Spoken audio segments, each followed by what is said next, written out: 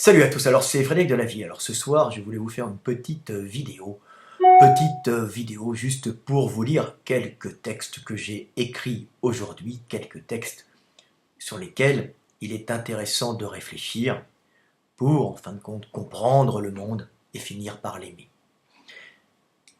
Donc je vais vous lire ces textes. Le premier s'appelle Le début. Le début. Le temps commence avec la conscience, capable de le conceptualiser. La cause.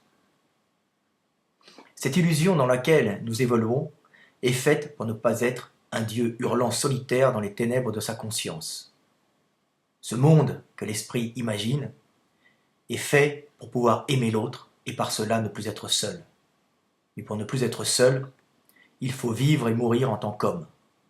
Ce monde, si cruel semble-t-il être, n'est fait que pour l'amour. Le dedans et le dehors. En dehors de l'esprit, il n'y a rien. Seul l'esprit est, et le monde est en lui. L'esprit croyant qu'il est dans le monde. Le centre.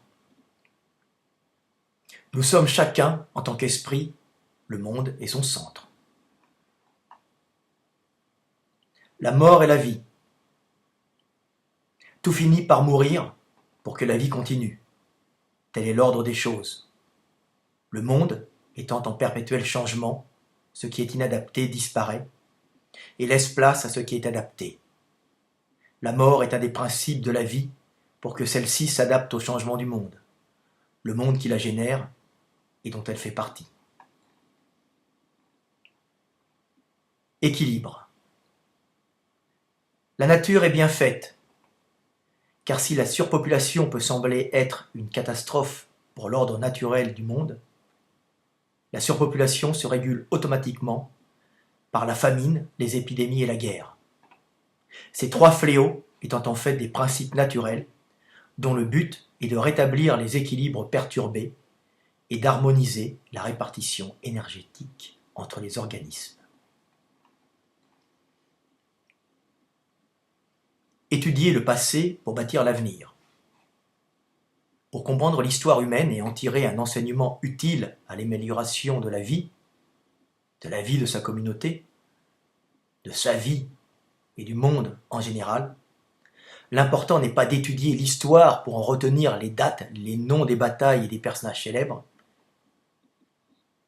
mais de relever les éléments récurrents pour en saisir la logique énergétique qui pousse mécaniquement les hommes à faire ce qu'ils font. Voilà, petit texte qui, je l'espère, vous auront permis de vous interroger un peu sur le monde et d'y trouver un peu le sens de cette vie, le sens de ce monde qui est fait pour l'amour. Ce qui est important, c'est de comprendre le monde et l'illusion dans laquelle nous sommes pour mieux le vivre et de savoir que le but de la vie, c'est le chemin, car sur le chemin, nous ne sommes pas seuls et nous pouvons aimer l'autre qui est un autre soi-même.